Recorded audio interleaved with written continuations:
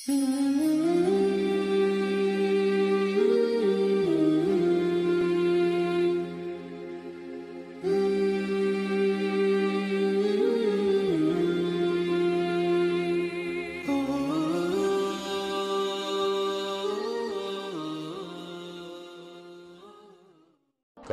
ini menakutkan daripada melambatkan sembahyang dari waktunya dan daripada meninggalkan sembahyang sengaja.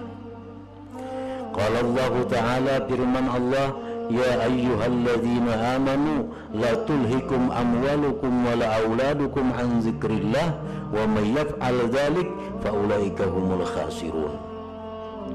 Hai orang-orang yang beriman, janganlah melalaikan akan kamu harta-harta kamu, anak-anak kamu daripada zikrillah. Ahli tafsir mengatakan zikrillah di situ adalah sembahyang 5 waktu. Artinya jangan sampai urusan anak, urusan harta, sembahyang kita ini tak tunda lewat waktunya. Barang siapa yang melakukan demikian, maka mereka itulah orang-orang yang rugi. Orang-orang yang rugi, pahala kada didapat. Yang kedua, harta yang diurus itu kada jadi berkah. Kada jadi berkah. Mau urus harta itu nah, kita sibuk gawian mau urus harta tuh. Lalu sembahyang tertunda, harta yang diurus itu kada jadi berkah lagi. Maka bila harta ini kada jadi berkah lawan kita, harta ini akan membawa mudarat jadinya. Harta yang diberkati Allah itulah harta yang membawa kita kepada taat, yang membawa kita kepada kebaikan.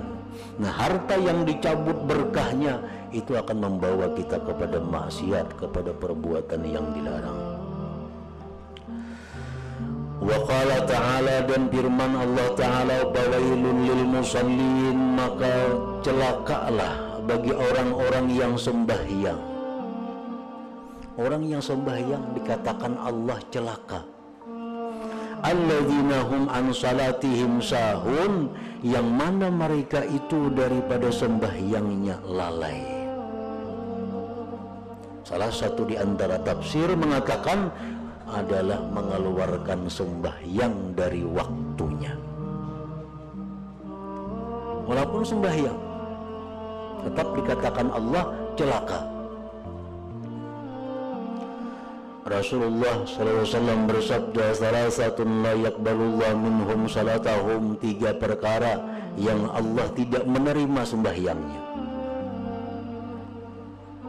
Sembahyang untuk ada diterima Tuhan berarti hanya sekedar menggugurkan kewajiban, hanya menggugurkan kewajiban. Faidahnya, manfaatnya hanya itu, pahalanya kadada, karena kada diterima Allah. Pertama, man taqaddama qauman wa hum lahu karihun, orang yang katuju jadi imam sedangkan makmum kada katuju. Bila orang hanya kamat sudah maju berdahulu ke imaman, orang ada menyuruh-nyuruh. Nah, orang yang macam ini sembahyangnya ditolak Allah. Jadi imam itu mestinya orang pilihan makmum. Pemimpin itu pilihan rakyat. Nah, imam itu kan pemimpin, makmum yang menyuruh. Ikam naik, ikam maju, suruhan nah hanyar naik, jangan bisa-bisa naik. Kalau banyak nang kada katuju, amun saya pun berdua tuh kada ada hitungan bang. Jadi makmumnya berduaan aja. Amun semasjidan selanggaran misal ada berdua bertiga nang kada katuju tuh kada usah dihitung. Artinya mayoritas kada katuju, nah jangan naik. Sampeyan kita nang jadi masalah. Yang kedua, man ista'bada muharrara, orang yang memperbudak seseorang yang sudah dimerdekakan. Yang ketiga, warajulun atas salata dibara, seorang laki-laki yang melaksanakan sembahyangnya di belakang waktu. Nah, sembahyang zuhur taka asar, asar taka maghrib, ini sembahyangnya kada diterima Tuhan. Cuma hanya sekedar menggugurkan kewajibannya.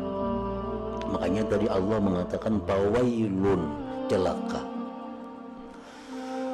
Wa qala ta'ala mukhbiran an ahlil jahim, dan firman Allah mengabarkan tentang ahli neraka jahim, ma salakakum fi saqar, apakah yang menyebabkan kalian masuk neraka sakar? Qalu lam naku minal musallin, kami mengada sembahyang, kami kada sembahyang. Jadi sudah jelas meninggalkan sembahyang itu termasuk dosa besar. Kita misal kada sembahyang sekian bulan, sekian tahun karena sengaja. Itu dua hal yang perlu kita laksanakan. Pertama, kita tobat, menyesal dan ampih kada mau ulang lagi. Yang ketiga, mencita-cita kada mau ulang lagi. Nah selanjutnya ini tugas membayar hutang, mengqadai sembahyangnya. Kalau demikian halnya, ini orang selamat. Jadi yang mengqada banaja tapi kada ada penyesalan, nah itu dosanya dosa besar, kada terhapus dengan sembahyang. Misalnya kesibukan liwat waktu zuhur. Nah, sembahyang zuhur mengqada di waktu asar, dosanya besar karena melewatkan sembahyang dari waktu. Ini mesti bertobat kepada Allah karena dosa ini kada terhapus dengan sembahyang. Masalakakum fi saqar, qalu lam naku minal musallin, kami tidak sembahyang di dalam dunia. Walam naku nut'imul miskin, kami tidak memberi makan orang miskin. Wa kunna nakhudu ma'al akhaidin, dan kami suka berkata-kata yang batil. Wa an Jabir bin Abdullah radhiyallahu anhu maqala qala Rasulullah sallallahu alaihi wasallam bainar rajul wa bainal kufri tarkus shalah, antara seseorang dan kafir itu adalah meninggalkan sembahyang. Nah, bila orang itu kada sembahyang, itu sudah kafir. Zahir hadis menunjukkan demikian. Nah, artinya kalau orang masuk waktu zuhur sampai asarnya kada sembahyang juga lagi zuhur, sampai maghrib belum sembahyang juga zuhur, nah kafir sudahnya. Pendapat Imam Ahmad Hambali mengatakan kafir bujur, bukan kafir nikmat, lain kafir agama.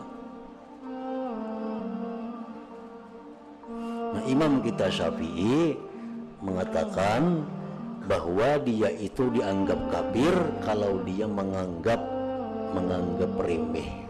Kalau dia menganggap inting, misalnya sembahyang zuhur, prai sampai asar, zuhur kada sembahyang juga lagi, sampai maghrib kada sembahyang juga.